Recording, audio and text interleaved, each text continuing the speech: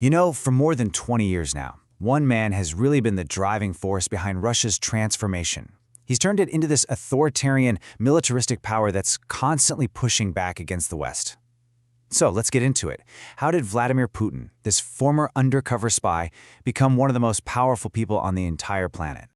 To really get a handle on Putin, you have to see the world through his eyes. And this quote is everything. For him, the collapse of the Soviet Union wasn't some great moment of freedom. No, it was a total catastrophe. Think about it. Russia lost 2 million square miles of land, and suddenly tens of millions of people he considered his compatriots were living in other countries. This feeling of loss, this grievance, it's really the key to understanding everything he does next. So let's paint a picture here. We're talking about the early 1990s. The Soviet Empire has just crumbled, it's gone. And what's left behind? Just a massive power vacuum. It was pure chaos, total corruption, and honestly, a golden opportunity for anyone who was ruthless enough to take it. What's just staggering when you look at this is how fast it all happened. I mean, think about it. In 1989, when the Berlin Wall falls, Putin is a KGB agent stationed in East Germany, literally watching his world just dissolve. 2 years later, poof, the entire Soviet Union is gone. The new government is totally broke, so they have this massive fire sale, selling off 45,000 state-owned businesses. It created this economic nosedive, and in that chaos, a few really clever, really ruthless guys, the oligarchs, swooped in and grabbed an incredible amount of wealth and power. You know, this wasn't just about the economy tanking.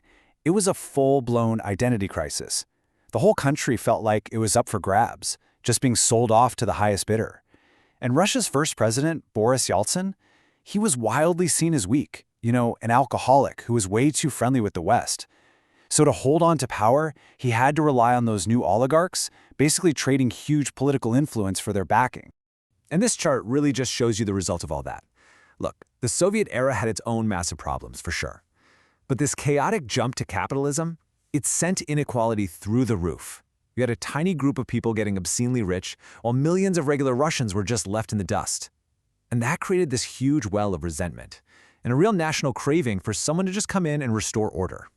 And this is the exact environment that gives rise to a guy like Vladimir Putin. He basically steps out of the shadows of the KGB, looks around at this total mess, and he gets it. He knows exactly how to use this chaos to his advantage. So as the deputy mayor of St. Petersburg, Putin basically took his KGB playbook and applied it to politics. He wasn't interested in building a political party around big ideas or ideologies. No, he was building a network based on leverage and loyalty. In this world with no rules, he knew that personal connections were everything. He'd grant favors to his friends and use the system to crush their enemies. He wove this incredible web of oligarchs, security guys, even crime bosses, and they all owed him. He became the guy you couldn't get rid of. He made himself indispensable. And then, a national trauma hits. It's August 1999, and these horrific apartment bombings start happening across Russian cities. Over 300 people are killed in their sleep. The whole country is just terrified, and they're desperate for a savior. And right at this moment, a very sick President Yeltsin has just appointed this pretty unknown guy, Vladimir Putin, as his new prime minister. And this was his moment. Putin absolutely seized it. He gets on TV right away, points the finger at Chechen separatists, and vows to hunt down every last terrorist. This image of him as a strong, decisive man of action, it was electric. I mean, just look at this number. His approval rating just skyrockets from a measly 2% all the way up to 45%. It's incredible. This timeline just shows you how unbelievably fast he took power. Okay, so in August, he's made prime minister. 1 month later, he kicks off this brutal war in Chechnya, which was actually really popular at home. By December, Yeltsin is out, he resigns, and Putin becomes acting president. And then, just 5 months later, he cruises to an easy election victory. We're talking less than a year to go from being a nobody to being the most powerful man in all of Russia. All right, so as soon as he's in charge, what's Putin's first move? He goes right after the very people who helped put him there, the oligarchs.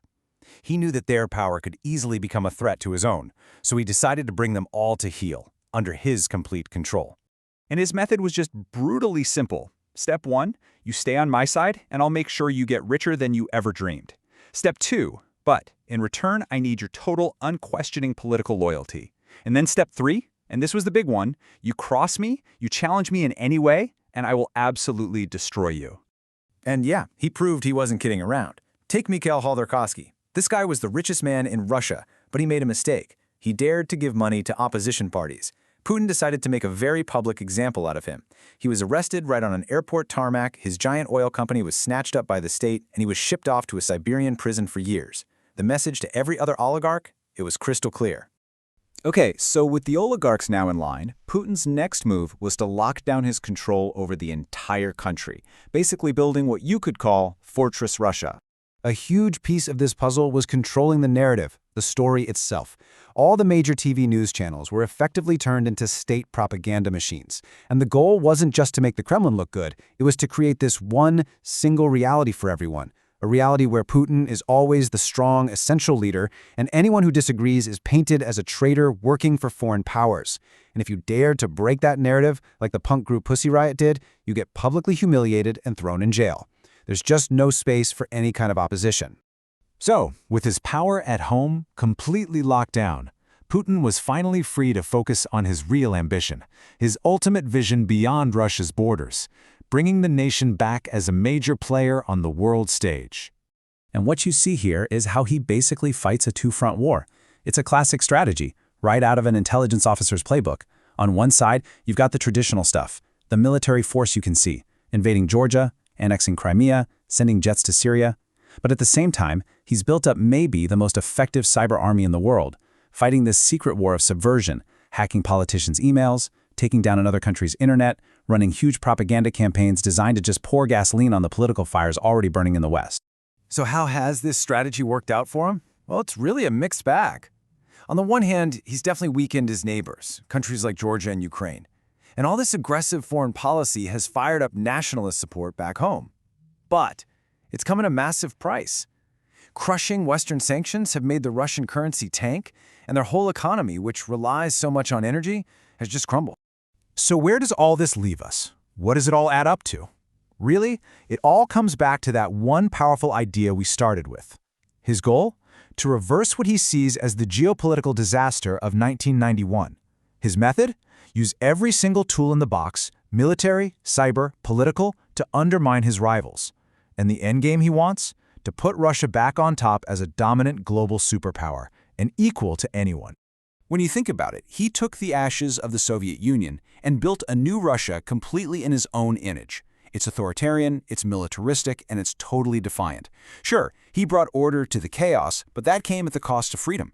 He gave Russians their national pride back, but it was at the expense of their own economic well-being. And so the big question we're left with is this. For an operator who has accomplished so much of what he set out to do, what in the world comes next?